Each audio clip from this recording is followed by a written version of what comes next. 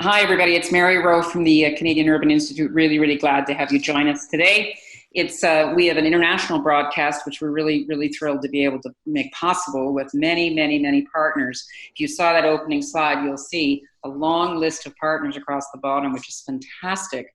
And it's exactly what we would have hoped that City Talk would become, is a platform for all different organizations and folks to use to create a collaborative space for us together to try to make sense of this. We've been tracking the impacts of COVID because COI is in the connective tissue business, and we really want city builders to learn from one another across the country and to learn from people practicing city building around the world so that we can, and this is a global challenge and an extraordinary time, really an extraordinary time for us to come to terms with things that probably weren't working so well before COVID, but during COVID have just been completely accelerated and made much worse. So I want to thank all those partners, and we've got hundreds of people joining on City Talk this week. And as people know, there are 4 of these at noontime Eastern, different times around the world. But at this hour, whatever hour it is in your time zone right now, there will be one like this tomorrow, and then the next day, and then the next day, 4. And so we really hope you're going to tune in for as many as you can. Similarly, what's extraordinary about this partnership is that we also have access to 2 fabulous films that talk about the lived experience of homelessness and affordable housing and the access to housing, and then the whole financialization of the housing industry and market and the extent to which that is impacting housing policy in cities around the world. So if you haven't yet, go to canurb.org or Google Right to Home, Canadian Urban Institute, and you'll see links to all these sessions, including today's, but also it'll give you the links for these films. And I watched Us and Them on the weekend. This is an extraordinary film, folks. And we're so lucky tomorrow we have the filmmaker with us, and we have a couple of the people who are in the film talking about their lived experience with homelessness. And similarly, Push, if you've not seen that, I'm going to watch it again. I saw it in the theater when it first debuted, and I watch it again tonight. These are both really effective uses of the film media to try to give us opportunities to reflect on a fundamental challenge that we are collectively having to address in all over the world, which is why we have participants here to talk to us about their experience. These broadcasts from the Canadian Urban Institute originate in Toronto, and so we always acknowledge that that's the traditional territory of the Mississaugas of the Credit, the Anishinaabe, the Chippewa, the Haudenosaunee, and the Wendat peoples. It's now home to many diverse First Nations, Inuit, and Métis peoples from across Turtle Island. Toronto is also covered by Treaty 13, which was signed with the Mississaugas of the Credit, and the Williams Treaty signed with multiple Anishinaabe nations. Homelessness affects Indigenous people disproportionately. It's a phenomenon in certain urban centers more than in others, but it's very visible in urban centers in Canada. And we are cognizant of the systemic ways in which we have reinforced these kinds of patterns of exclusion that have affected Indigenous peoples, but they also affect people of color, people of lower income. And as many know on City Talk that have been following us, we've been coming to terms, trying to come to terms with systemic racism, anti-Black racism, and how that also is infusing into city building. So we have this perverse opportunity, folks, as we cope with a global pandemic, to see if we can reset how we approach fundamental aspects of urban life. And I'm just going to once read all the sponsors for this whole Right to Home week. I'll read them now, and then I'll read them at the end of the week. So I just want to acknowledge CMHC, which is with us here on this broadcast, and Michelle will be back with us another time. And of course, our great partners, the Shift. They are making their Canadian home with us at the Canadian Urban Institute. We're thrilled to have them. That's Leilani, who's here, and her colleagues. And Leilani will be back a couple of days later, too, for another one of these sessions. And she's leading the charge to see if a right to housing approach can fundamentally alter the outcomes here in Canada for homelessness, addressing homelessness and affordable housing. In addition to those 2 sponsors, the Aboriginal Housing and Mortgage Association, the Architecture and Design Film Festival, which is where I first saw the Push in New York, BC Nonprofit Housing Association, the Big Wheel Community Foundation, and the Big Wheel Burger, CMHC, I just mentioned, the Canadian Alliance to End Homelessness, and I know Tim Richter is joining us tomorrow, I think, the Canadian Housing and Renewal Association, the Canadian Human Rights Commission, the Canadian Observatory on Homelessness, the Centre for Equality, Rights and Accommodation, the City of Vancouver, I know the mayor is joining us, the Cooperative Housing Federation of Canada, Maytree, and UDI Victoria. And I'm sure that if we'd had more time, we would have had dozens of other partners. The key question for us all has to be, okay, we all know this is a challenge, And we have a number of organizations that are committed to it. How do we solve it? So that's why we have really important guests with us, some of whom have gotten up in the middle of the night.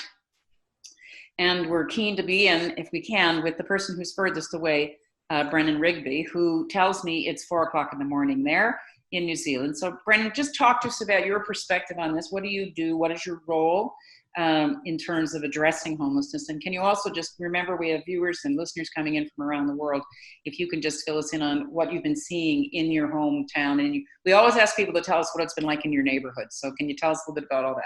And good morning to you. Thanks for joining us. Thank you very much. Kia ora everyone. He mihi nui atu kia koutou katoa. Just briefly acknowledge that I'm sitting here in New Zealand in the beautiful Waonui o Tiriwa, the beautiful forest of Tiriwa, the ancestral lands of Te Kawerau Maki, and acknowledge all of the Indigenous people in Aotearoa, as well as those in your lands over there in all of the places where you are. So kia ora, and thank you very much for the invitation to come and join this conversation. We obviously have a pretty unique COVID experience here in Aotearoa, and it's just, honestly with deep respect and empathy that I speak with you all, because we are in a very lucky situation with now back to normal life, really. We've got COVID contained at the border, i.e. at quarantine sites. If people do come back into the country, I believe there's a couple of hundred coming in each day, mostly New Zealanders repatriating. They're going straight into a quarantine facility. So to the extent that people need to work in those quarantine facilities, nurses, doctors, hotel staff, there's a risk that there could be more community transmission, but at the moment we're managing to avoid that outcome. So extremely lucky. And I just wanted to touch as well on your one of your comments, Caroline, which was the way, I guess, starting at the systemic level, the way that COVID has really highlighted numerous flaws and faults in housing systems globally, and certainly domestically in New Zealand, but also the systemic racism that really sits at the heart of many of these things. And I was just at a conference on Saturday where the let me just go back to some introductions. I'm what we call Pākehā in New Zealand. I'm not Māori. I'm not Indigenous. Very much a European New Zealander, and very conscious that it's my heritage. The heritage that I inherit in New Zealand is a heritage of colonization, and the hegemony of the state and the inherent racism of the state. And these are all things that have really, of course, they were already playing out in homelessness. As you mentioned, overrepresentation of Indigenous peoples.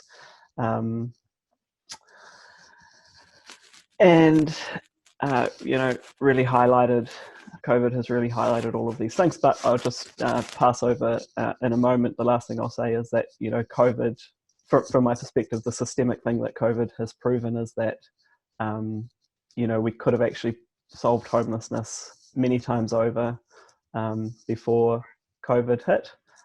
There was the budget available, there was the resources available in government, but there wasn't the will under normal operating circumstances, or BAU. Under COVID, the only thing that was added was the will, and hey presto, we've got a lot of resources and a lot of agility in government and service provision. So just some opening reflections, I guess, and kia ora again. Thank you very much for the invitation to be with you. Thanks for getting up so early in the morning. Good grief. Just a couple of quick things. One is that we're getting some scratching sound. I don't know if it's somebody rustling paper or whatever. It may mean that I'm going to have to ask people to mute their mics when you're not speaking, or it could be Brennan's puppy. Who is that, Brennan? That is Willow. And the fact that it's 4 in the morning, we have to cut you some slack with Willow, that she's saying, Why are we up at hour, Daddy? What is going on? Okay, well, if that's Brennan, if that's Willow's contribution, we're glad to have it. The second thing is I committed what could be the greatest Canadian faux pas. Just in history, it might be, it's been repeated many times, and that is that I misspoke and acknowledged as a sponsor the city of Vancouver, when in fact it's the city of Victoria. And of course, Victoria is tired of decades of being misrepresented as Vancouver. And also the mayor of Victoria is on the chat and is very politely pointing out that I misspoke. So it's the city of Victoria that is sponsoring this, and it is Mayor Helps who's joining us. She's on the chat, and she's also in subsequent sessions. And I will just say that Victoria has a particular struggle with homelessness. It shares that with some of the other Western cities, Seattle and San Francisco and Los Angeles, climate, but all sorts of other conditions that lend itself to a particular kind of challenge. And Mayor Helps has been on the absolute front lines of trying to tackle this and try to address it. And not only the impacts of COVID, but the impacts of all the opioid overdoses that are accompanying the lockdowns of the pandemic. So Mayor Helps, we're glad to have you here, and we are very aware that it's the city of Victoria that's leading the charge for us and helping us sponsor this. Brennan, thanks. We're going to come back to you on some specifics about New Zealand. Let's now go to Shivani, who's in Delhi and who's telling me that she's having her morning coffee or tea. It's the morning time there. Shivani, thanks for joining us. Can you tell us a bit about what's going on? No, it's wrong. It's the evening. It's the nighttime. Sorry, it's the nighttime. That's right. Well, she's having evening tea. So Shivani, you're at the end of your day. Yes, so greetings from New Delhi, and thank you so much, Mary, and all the sponsors for organizing this and for inviting me. It really is a privilege to be on this panel. And as many of you know, India has seen a huge surge in cases over the last month, and we were one of the first to go into a complete lockdown. So India was the harshest lockdown. But before I speak about that, I'll introduce myself. I'm the executive director of the Housing and Land Rights Network, where I've been working for over 15 years now. And the organization really focuses on promoting and implementing a human rights approach to housing and trying to ensure that people everywhere can, live with peace, dignity, safety, and security. And before this position, I also worked at the Center for International Environmental Law in Washington, D.C., looking at international human rights law issues and the intersection with the environment. So our organization has been struggling to cope with the crisis. As everywhere else in the world, I think COVID really highlighted that adequate housing is so vital to people's health and lives, more than ever before. I mean, we've all known this, as activists and advocates of the right to housing, but I think it became very real for everybody else. And it also showed us the gaps in social policy and the failures, I think in all countries, as you explained, Brennan, why have we not addressed the issue of homelessness? Why has this unacceptable reality been allowed to continue for so many years? But unfortunately, I think what we've seen is that the response has not been rights-based. And I see in some countries, maybe yes, more than in others. But we also need to understand that in India, we have a population of about 4 million homeless people just in urban areas. We have about 70 million people living in informal settlements. So the very critical policy questions that arose were, how do you stay at home when you don't have a home? And I think this has been very important in the Canadian context too, and in many countries. But what also has really been important and not received enough importance in the policy and the media sphere is, how do you stay healthy and safe at home when you don't have an adequate home? And I think the element of adequacy in talking about a human right to housing is so important, because we've seen people locked in, forced to live in very congested conditions, many people in one room without ventilation, without sanitation, without access to water. And we've seen a rise in respiratory and health issues because of indoor air pollution, very severe problem that's not spoken about. Problems related to domestic violence. We've seen horrific rises in domestic violence. So I think the importance of safe home has never been more loud, for the world. But how are states responding? Are we recognizing it? And I think sadly the answer is no. So in India, for example, as soon as we had this 2-month lockdown, which was announced within 4 hours, Homeless people were put into shelters, schools and temporary housing. That was not adequate. So the only good thing the government did was to give them free food, and that prevented a lot of hunger-related deaths because, if you're locked down, you don't have savings, you don't have access to food. So I think that was a good thing that we did. We made sure that people had free access to food. But after the lockdown, we closed those temporary shelters in most parts of the country and people are back on the streets. So was there really a relief? Was there a policy understanding? And many people actually preferred being out on the streets because of those jail-like conditions, So it's really like the frying pan and the fire. Where is the durable solution for housing? And now we have the state looking at the migrant crisis. And I'm sure everybody here has seen some image from India, which became synonymous with migrants walking home. It was such a traumatic experience for people, but it visibilized the housing crisis in cities, right? It visibilized that the urban and the rural are not distinct binaries, they are connected, and we have to look at the indivisibility of rights. And I think from that angle, this pandemic, the upside is that, yes, we have understood these issues. The invisibilized people are up there, but the response is not rights-based. So I think we have one step that we've taken in understanding that there is a problem, but how do we solve it is something that we need to see. And we need to ensure that the rights-based approach is at the core of our response. And I can talk about it later as to how, economic recovery and, investment and the push to recover from COVID is actually leading to more evictions in India. Just during the pandemic, we've already seen over 16,000 people forcibly evicted from their homes. That's not a rights-based approach. That's not understanding that people need safe and secure housing. So I think there are contradictions even in policies and in the statements that, government officials make at different levels. And now with, the whole push that the economy is under such a severe shock, people have lost jobs. So let's push up infrastructure, let's have land acquisition, let's have big development projects. And we're seeing the risk of eviction really looming. And, a lot of people are now going to lose their homes at a time when we should be investing in housing. And what we're finding is that the government telling us that we have no money. And so I think, things like lockdowns, things like lack of funding, excuses like economic recovery cannot be accepted as excuses for not investing in adequate housing.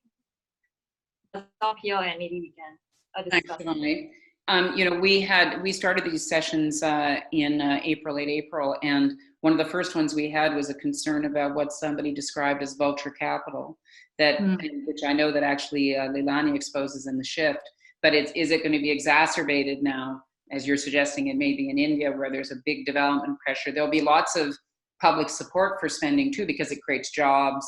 The question is, what are we building as we create those jobs? I guess that's a question that we're going to have to fundamentally talk about. And I got to say, I just love your urbanism and rural are not distinct binaries. We pull little sound bites from these things and post later, and I'm hoping that my colleagues will choose that as one of them, because we try to say that at the Canadian Urban Institute too, that what happens in cities actually benefits all sorts of other communities, because whether it's access to housing or whether it's access to digital services or all these things that we have, cities have to lead on a lot of these things, but it doesn't mean that one excludes the other or is at the expense of the other. And I know that India struggles with this too, because you're a highly urbanized country like we are in Canada.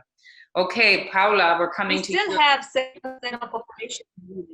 Say it again, I'm sorry, say it again. India is still more rural. We have about 70% of the population still rural. So. Oh, I see. So you're actually you're almost the mirror opposite of us. Canada is about 83% urban, and you're saying you're 70% rural. Yeah, and a lot of the people have moved back. There's been this reverse migration because of the loss of jobs in urban areas. So the investment in rural areas is really critical, and the need for rural housing and rural land rights is really important right now. I see. Okay. Well, Thank you for correcting me. All right. I think that's important for us to know. Okay, Paula, let's hear from you in Lisbon, where it's, I hope I've got the time right. I think it's the end of the workday there, although maybe the workday, now we all work all the time. So who knows whether it's the end of the workday, but we've been watching with great interest as Lisbon has decided not to allow Airbnb or to have different kinds of regulations on short-term rental, which is, I think, looked upon by many with great admiration. That's a bold thing to have done. You're a local councillor there, I think, in the municipality. So tell us what you've been experiencing and what you've been seeing. So hi everybody, thank you for the invitation. I'm Deputy Mayor for Housing and Local Development. And for the people that don't know a lot about Lisbon, we are a city, capital city in the country, and we have more or less 500,000 people living, inhabitants in Lisbon. But the metropolitan area of Lisbon that are, we have more or less 3.1 million people living in the other cities in the metropolitan area. So the government of the city is, in fact, I would say the official boundaries is almost 100,000 square meters, but in fact there are only administrative boundaries because people do work outside, living in Lisbon and work in the other cities, and the opposite movement also. So, well, I don't like to use the word opportunity when we're talking about transversal and general pandemic situation on a sanitary and an economic and social crisis that we are living and experience. But in fact, it was what Mary was saying. What can we learn about the pandemic situation that we are still living, and I think we are going to still live for quite period in our lives, and mostly about what the social transformation and the social clash that I think we will have, because in Portugal what we have been, and specific in a urban area as Lisbon, what we have been seeing is that it's really hard to be confined, to be regarded in our home if we don't have a proper home, but also if we don't have a home, and also if we cannot stop working. That's something that it's been really hard for us to deal with. It is that most of us, most of the population could stay at home with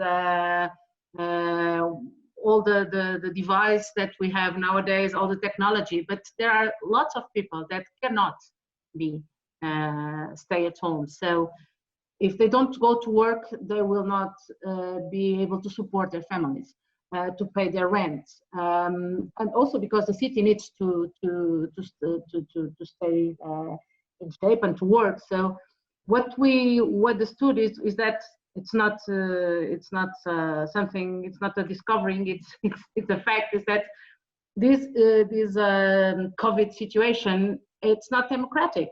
It doesn't affect everyone in the same way. I think we are all in the same storm, but it's not the same kind of ship we are in.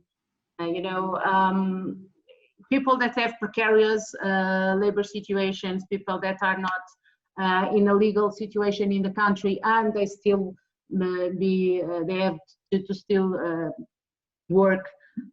If they don't have a proper house, all these things are related. So it's not only one situation that affects you more than another one. It's the complex situation of each family.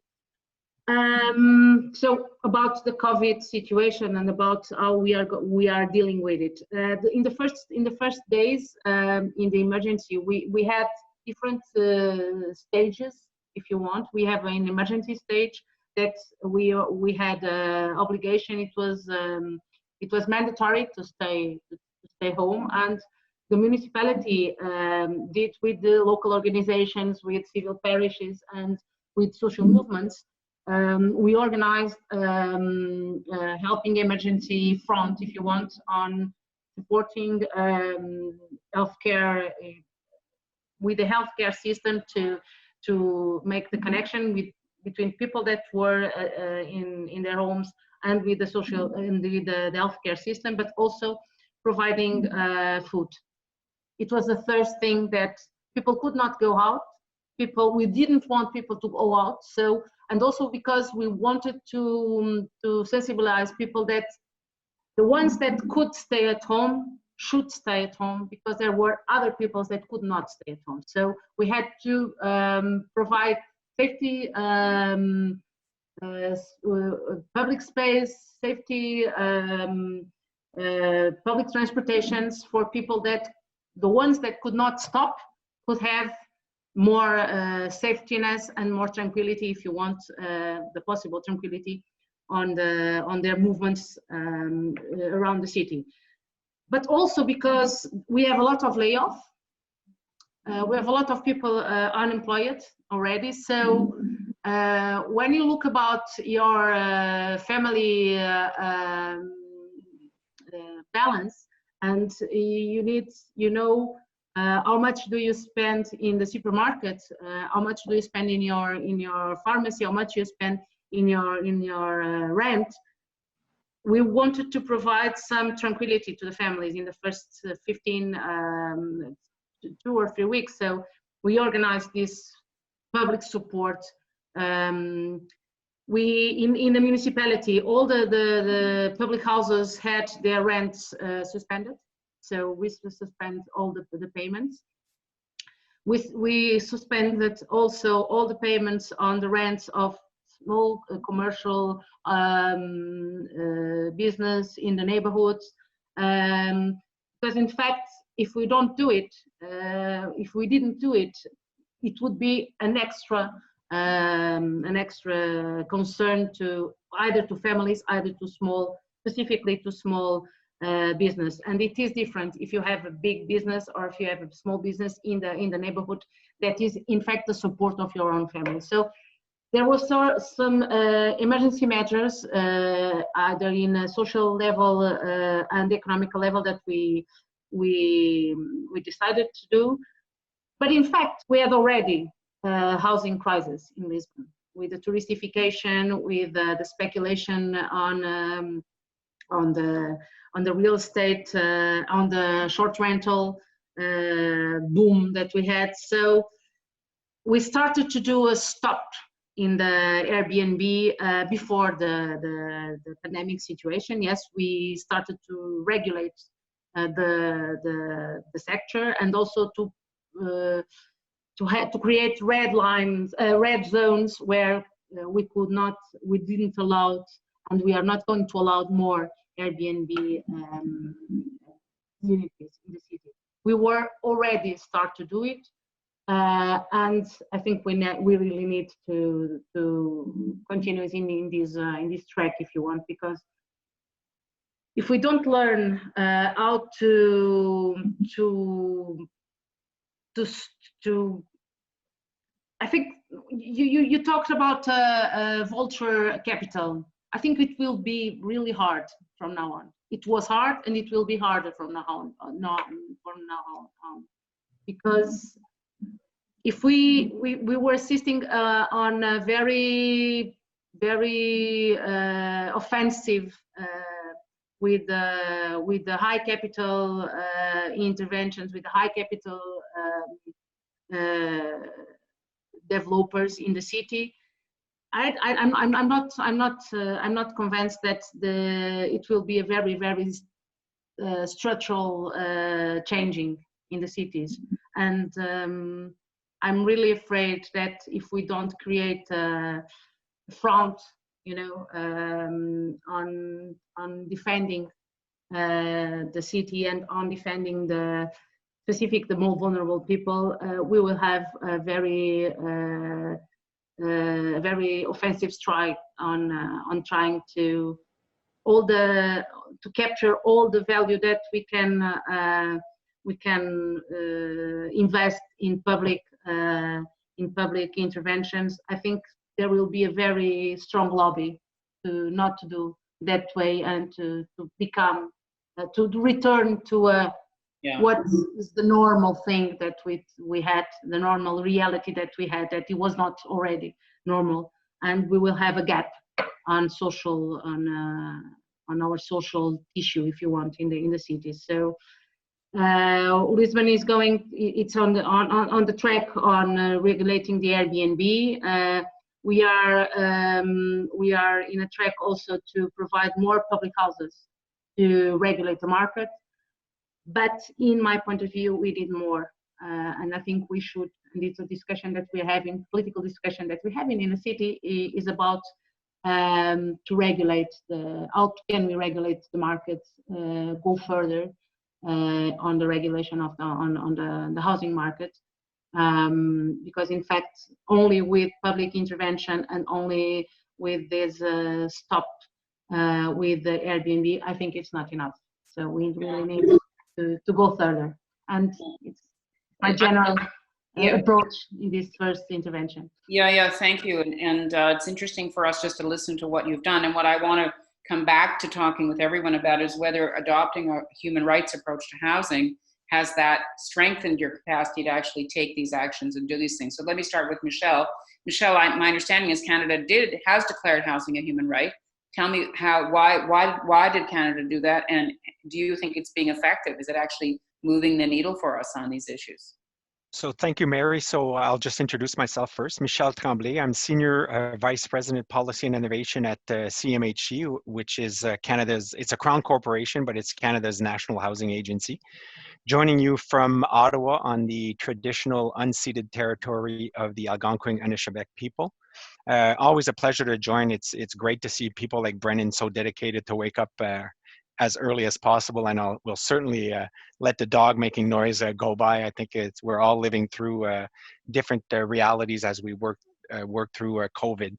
Just to speak a little bit about the Canadian experience, obviously Canada is a huge geography, so reopening of economies and so forth happened at different times, and we're actually I hesitate to say that that we're done. Obviously, some provinces have reopened more than others, and even within certain provinces have reopened more than others. But we've already seen some reoccurrence of the pandemic, so we got to be careful to cry any victory anywhere. I think that's true across the country.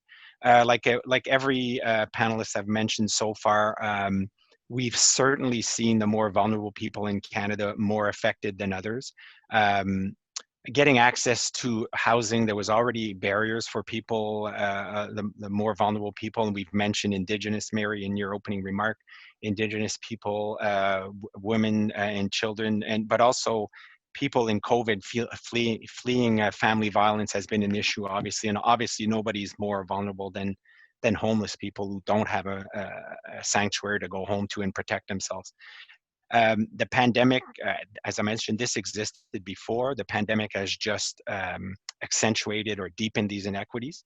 And I got to say that, and I was talking to Leilani about this earlier on before the panel, when we did our public consultation, I think it was in 2018 on a human rights approach to housing, one of the things that united Canadians across the country, and for those who know Canada, it's not always easy to unite the whole country. They have different views, obviously, across the country, is that the belief by Canadians that every Canadian deserved the dignity of a home.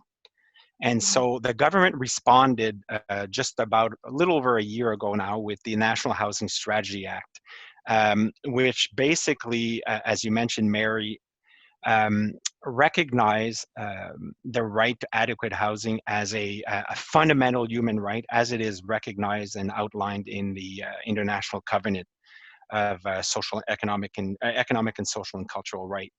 And what that does is the National Housing Strategy first speaks that housing is inherent to somebody's dignity, but also to building inclusive communities, sustainable communities. And it does a couple of things that I think will help us as we try to get out of this crisis.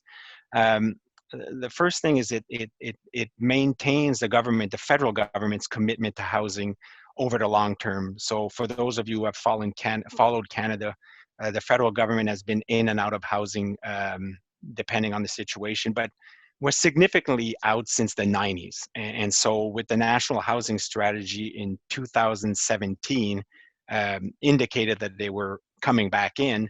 And in 2019, when the National Housing Strategy Act came about, it basically kind of solidified it through an act that the federal government was committed to staying it, recognizing obviously, again, that housing is so important to everything else in society. And what a couple of things that it does is it also ensures accountability and mechanism for greater involvement of people with lived experience in housing decisions. Trying to amplify really the voice of the more marginalized people in Canada, trying to shine a light on some of the systemic issues that Brennan mentioned, how, you know, when government came together during the pandemic, they were able to put a lot of money in Canada, I must say, did put a lot of money, and so did the provinces and municipalities, in trying to respond to the crisis. Now, obviously, the question is what happens when these temporary measures are end, and so what's the next step after that is what we're looking at, and hopefully taking the approach of a right to housing will I think it was Shivani talked about economic recovery, and where do you put your money as you're trying to recover as a country, as municipalities and provinces, and hopefully that's taken into account as we try to recover as a country. So I'll stop there, Mary, and I don't know if I've answered your question, but I'll stop there. But Michel, I guess that's the question. I'm going to go to Leilani, but do you think that's in fact strengthened it? Because we're all acknowledging, the group of us, that this has been we've all known this is a problem for decades. We haven't, for whatever reason, been able to actually fundamentally address it, even though I think each one of you will tell me, you know what needs to happen. So I guess the strategic question to you, Leilani, is you're the campaigner for right to housing around the world. You're making the case that if municipal governments or provincial and state governments or federal governments somehow embrace and endorse the right to housing, it's going to give us a path out. Is that the case? What do you think? Yeah, I mean, it's not just about giving us a path out. It's about laying the necessary foundation for long-term recovery, long-term ability to deal with the next pandemic, the next crisis, long-term ability to push back against vulture funds, etc. So, but I'll get into it a little bit more. I just do want to introduce myself. I am Leilani Farha. I am the global director of the Shift, a new global movement that's really focused on the right to housing and really trying to push back on the uber and over commodification of housing. I was the UN Special Rapporteur for 6 years between 2014 and 2020. I am also on Algonquin territory. I actually live right near what's called the Ottawa River. It used to be called the Kitchissippi. And the Kitchissippi was something that brought together the Anishinaabe peoples. It was a meeting place, a spiritual place, a place of fishing. It was, as I said, a meeting ground. Now the Ottawa River, and right where I live, separates out as a result of colonial forces, Anglo and French Canadians. So the river now separates Quebec and Ontario, two provinces. We're separated by language, we're separated by religion. And so right at my doorstep, I kind of live, as I walk my dog every morning along the river, I live this reality, this colonial reality in any event. Yeah. You know, the benefit of being the last speaker in the formal sense, and also the drag about it, is there's a lot to try to pick up, the pieces to pick up. But so I'm just going to say a few things. I agree that the virus and COVID-19 is not an opportunity for anything, and it's the wrong word. What I thought when it first hit, when I heard there was this, oh my God, it is a global pandemic, and then the World Health Organization and governments around the world, most governments around the world, imposed one prescription: stay home, wash your hands, and physical distance. That was the response. For me, it was clear this isn't an opportunity. There was a necessity. There was a requirement. And the requirement was to ensure that every single person worldwide, rich or poor, had access to an adequate home, period. That is the necessity. That's the health policy that every government has embraced except Sweden. So that is the policy. For me, it wasn't an opportunity. It's mandated. And yet there's been, in my opinion, a real failure. And so the question becomes, I think it's quite interesting. So Brennan suggested, in a way, the failure previously was lack of political will. And where we've seen some successes, it's been political will. I query that. I actually think if we could, I think it's right. At one level, I think that's totally right. I think if we dig just like a little bit more, what we'll see is that you have a lack of understanding previously that housing is a human right. And you have a pandemic that blows open the idea that without an adequate home, you are in a life and death situation, period. And that's what makes housing a human right. That, the idea that without a home, you may die. Without an adequate home, you may die. That's the essential aspect of housing. The right is to life. The right is to a safe life, and by not having a home, that's right. That's right. And so when governments have sort of seen that and been startled by that, oh, the pandemic has startled governments. Oh, shit. One homeless person who gets coronavirus could decimate my entire country, city, population, right? It just takes one because of the exponential growth. So it was that alarmed governments, I think, and then they move. But what do? They move, as Shivani has said, and to some degree Paula from the other side, they move in a way that isn't actually commensurate with housing as a human right. So they put in place these emergency things, and let's face it, emergency measures were necessary because we're trying to save lives. So they run and they do these emergency measures, and now we're at this place, and this is what Michel was, I'm trying to pull everyone in, this is where Michel took us.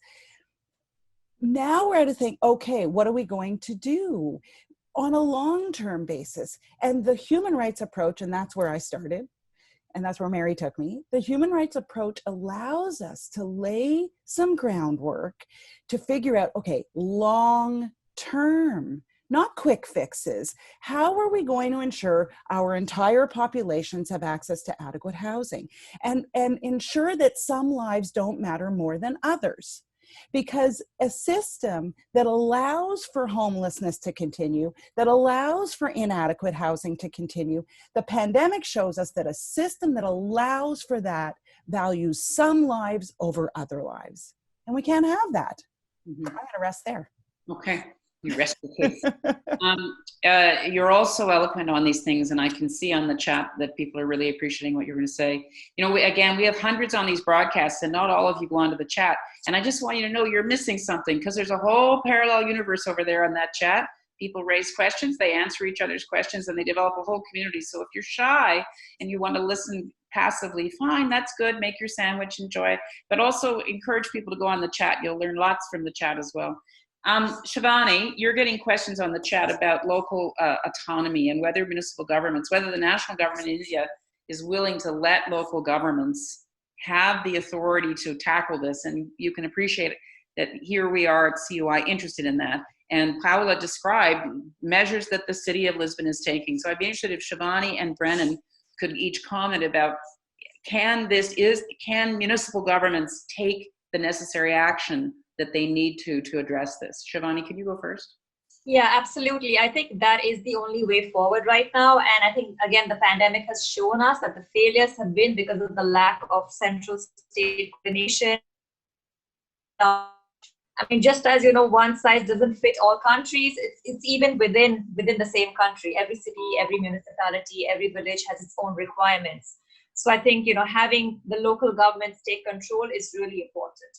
Not just of decision making, but also of budgets. And I think that's why we need to have local financing, we need to have ways to get public finances used for these projects. I mean, there's a lot of public money out there that gets misspent because people are not controlling the decisions over that money.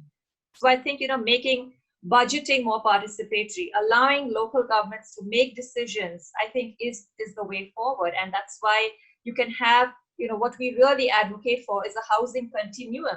So you need those emergency shelters, as Leilani rightly said, to prevent people from dying, but those are not the long-term solution. Permanent, adequate housing is the solution. So along the continuum, there are people with different needs, but I think social housing, social rental housing, these are areas where public money needs to be invested. And I think this growing movement for the right to housing, no evictions, we're seeing people coming together, we're seeing people on the streets, and I think that's what's really encouraging, that people are understanding. And I think we need to get those voices to turn into reality now. Mm-hmm. And Shivani, do you see who do you think needs to drive this agenda? Is it activists? Is it the national government? Is it local governments? Who do you think drives it? I think there has to be a coordinated effort. One group can't do it, but I think the central government really needs to understand and let go a bit of controlling, and also to allocate budgets, because a lot of money is raised centrally. But I think the city governments, the local governments need to step up much more. And I think with people's support, I think it can happen. But it has to happen at all levels. Yeah. There's an opportunity. We need a lot of coordinated strategy, and that's why I think the human rights strategy, and I think Leilani's report on this issue is really important now for local governments, state governments, national governments to look at how do you develop a rights-based strategy, because experience shows us that it can work. And we need models for that, don't we? I know, Paula, you're dying to get in because you're a local councillor. You want to talk about cities, but I want to go to Brennan first, only because I suggested, and I'm trying to keep him awake over there. So Brennan, can you give us a perspective on this in terms of at what level do you think the leadership should happen? Kia ora again. Thanks for the interesting conversation. I blamed the dog for the rustling, but actually I've discovered that this is a pickup microphone on my strap, so I'll keep it away from my clothes and that should be good. So just briefly on the local government question, it's really interesting in New Zealand. I don't know anything about anywhere else in the world. We don't have a particularly enabling legislative regime for housing for local government at the local government level. That's actually the wrong word though, because in our two of our major cities in Wellington, there was an express political decision to remain involved in housing. The only just previous mayor of Wellington was very clear that it was a priority of his. He took Wellington City Council into redeveloping existing inner city buildings for accommodation this is actually for housing, not just as shelters or anything like that, but actually as housing, public housing. Whereas in Auckland, and this is simply the wash up of the neoliberal changes of the early 90s, late 90s, and interestingly I'll finish off. In Auckland, we've had local government pull out of housing, and to the point where we have very little public housing left. What would you suggest? You want them back in?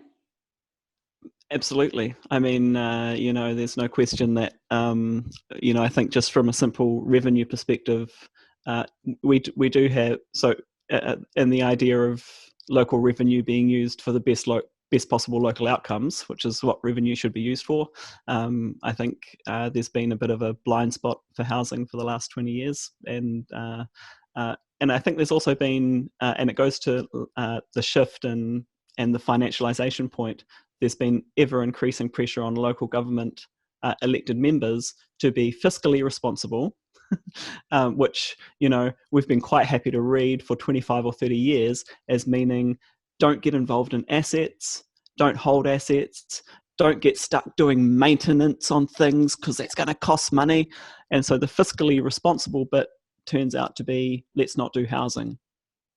And ironically, because of course our housing market, like most other housing markets in the world, sort of doubles in value every 8 to 22 years.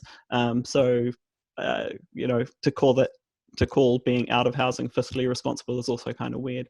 But I just want to make one other point, if that's okay, Mary, and I apologize for calling you Caroline earlier.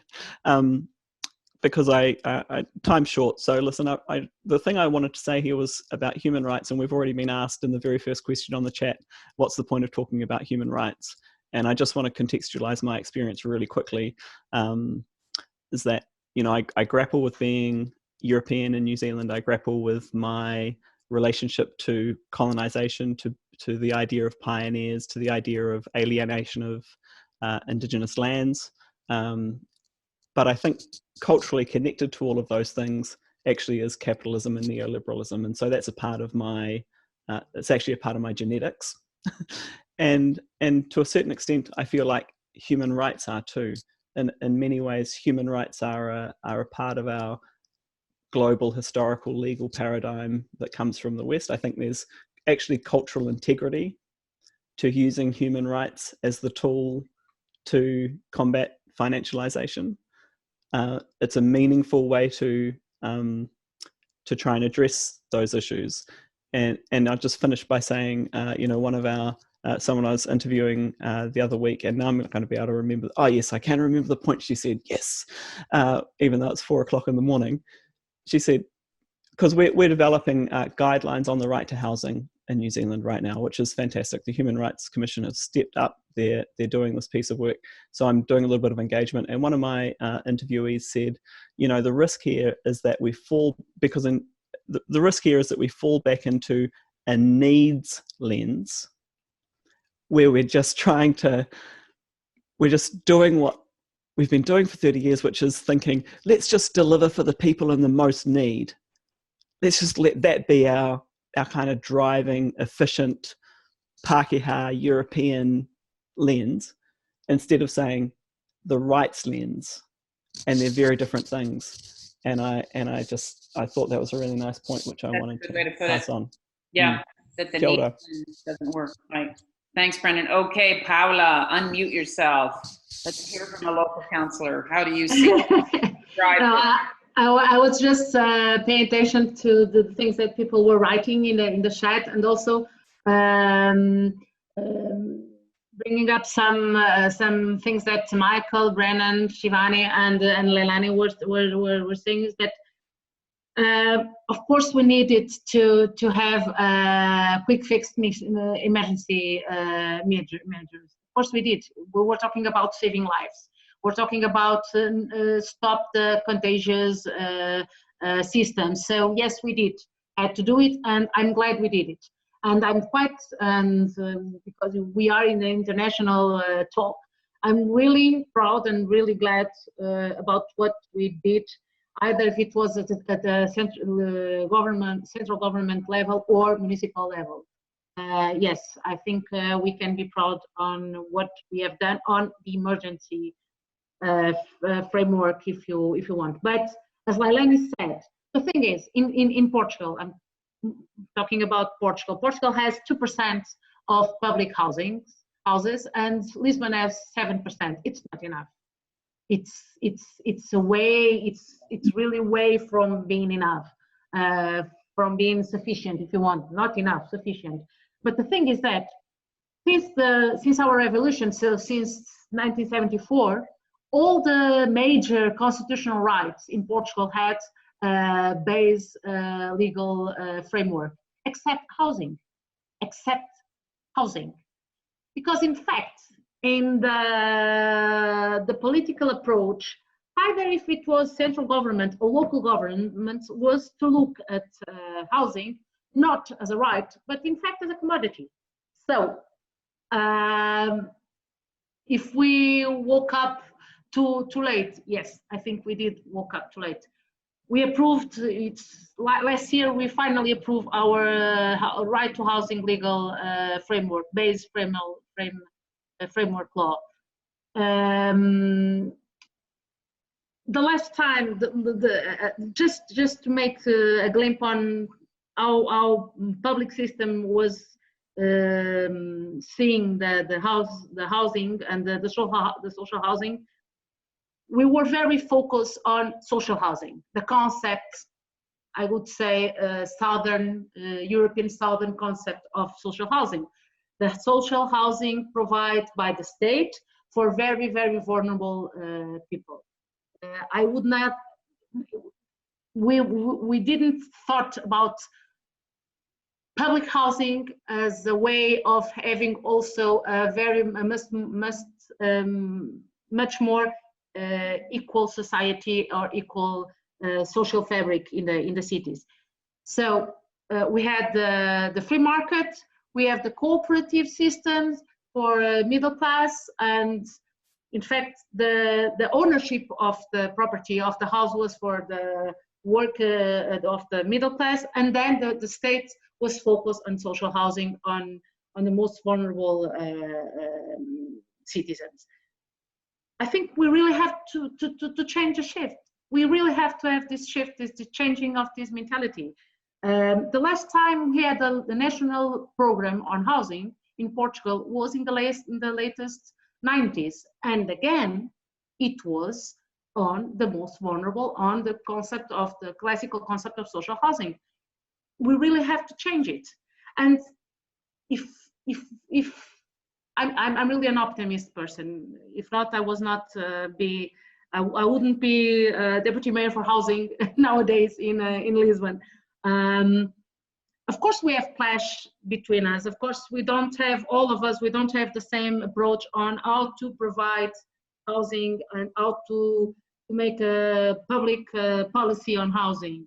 We have more radical movements in Lisbon. I'm from a left-wing movement, social movement that is in agreement with the social party in the government of Lisbon. We have more radical movements, we have more conservative movements, but the thing is, we do live in a capitalism system. I would like to live in a different system. We are not. We're living in a market system. So what should we do to face it? What should we do to, as Leilani said, have a long-term intervention, have a long-term policies to face for not being again in the situation that, because if not, it's a cycle situation always. So in each 10 years we have a crisis. In each 10 years we have a problem because we don't have enough public houses. We don't have enough public houses for middle class on the cooperative system. So if we want to change it, even if we have different approaches, more radical, less radical, I think, as Shivani said, we have to have a combined front on the defense on the rights, the human right to housing.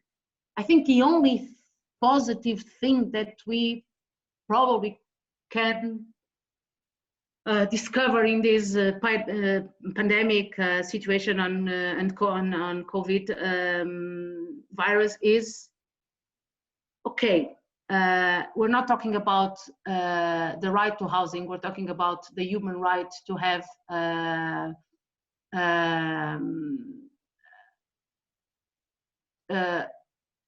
human rights, as the human right to water, as the human right to air, as a human right is a basic. No, it's not the thing about the house. It's about something that, as Leilani said, okay, if I don't have a proper house, I will not survive. Okay, but so if I don't have a proper work and a solid work, I will not survive also. So I think it's the only positive thing is that it could, I hope this can change the mentality on the political approach on housing.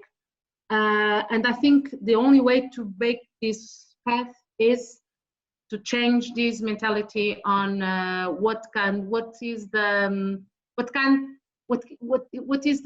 function of the state, what is the role of the state in these okay, Paula, I'm going to stop you because we're going to run out of time. And Michel and Leilani are joining us for subsequent sessions this week. They're on 2 days from now.